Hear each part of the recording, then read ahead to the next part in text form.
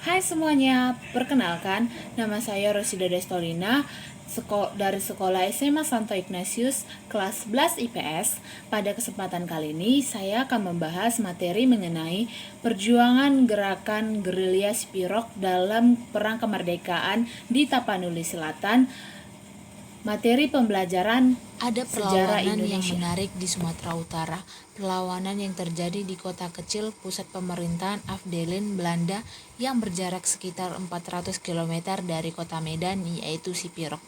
Perlawanan Sipirok adalah perjuangan yang mementingkan tentara Belanda mencapai ke kota Medan sebagai pusat pemerintahan di wilayah Sumatera saat ini.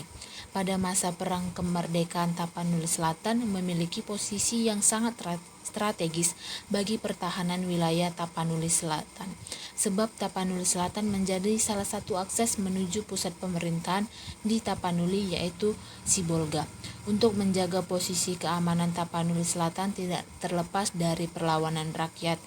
Tapanuli Selatan menentang agresi militer Belanda, salah satunya di Sipirok. Kemerdekaan Indonesia diproklamasikan pada tanggal 17 Agustus 1945. Dengan Indonesia memproklamasikan kemerdekaannya, merupakan awal terbentuknya NKRI.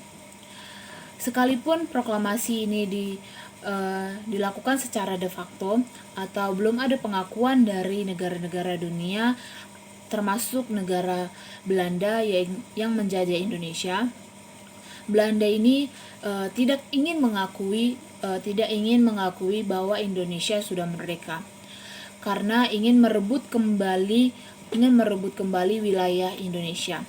Nah, banyak cara yang dilakukan Belanda untuk merebut kembali wilayah Indonesia, seperti terjadinya pertempuran Bandung Lautan Api, dan pertempuran Medan Area dan lain sebagainya.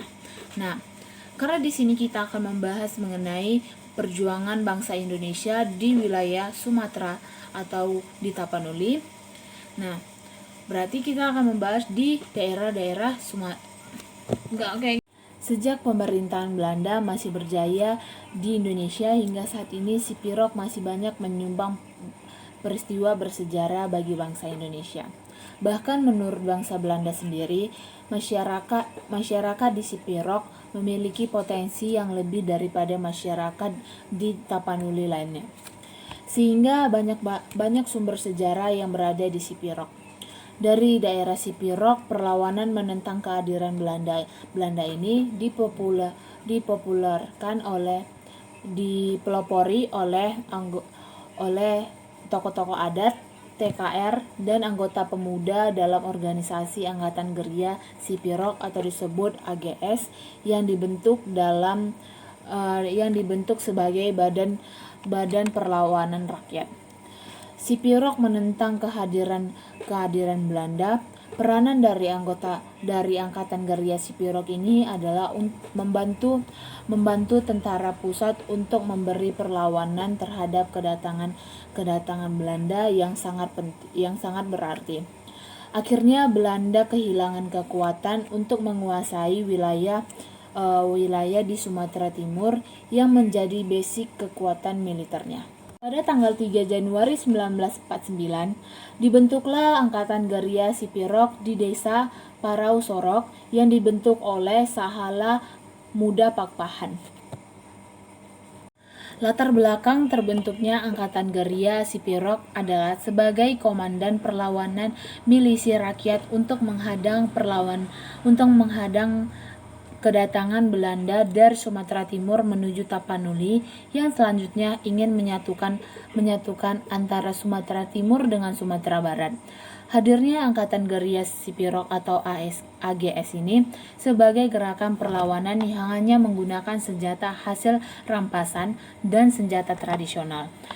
Latar belakang yang kedua adalah untuk mengantisipasi serangan agresi militer Belanda yang kedua yang datang dari Sumatera.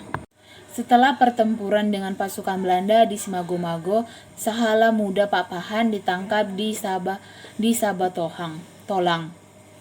Setelah mereka mendengar bahwa Sahala Muda Pakpahan ditangkap, secara spontan mereka mendatangi mendatangi Belanda dan meminta agar Sahala Muda Papahan dilepaskan.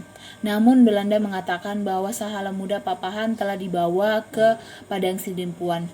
Setelah mereka sampai ke Padang Sidimpuan, Belanda mengatakan bahwa Sahala Muda Papahan telah ditahan di Sipirok.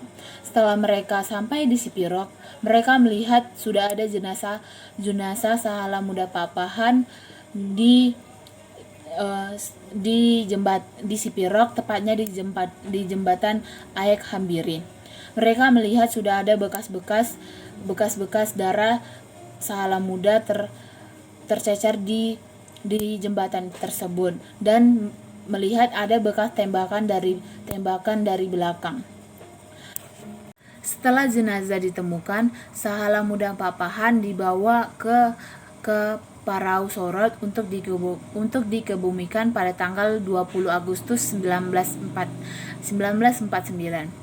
Pada saat itu banyak ribuan penduduk masyarakat yang berdatangan untuk melayat dan menyampaikan rasa turut berduka cita atas meninggalnya pahlawan mereka yang telah berjuang untuk mempertahankan kemerdekaan Indonesia. Sekian penjelasan materi saya mengenai perjuangan Angkatan Gerilya Sipirok dalam Perang Kemerdekaan di Tapanuli Selatan. Jika ada kesalahan penjelasan, mohon dimaafkan. Sekian dan terima kasih.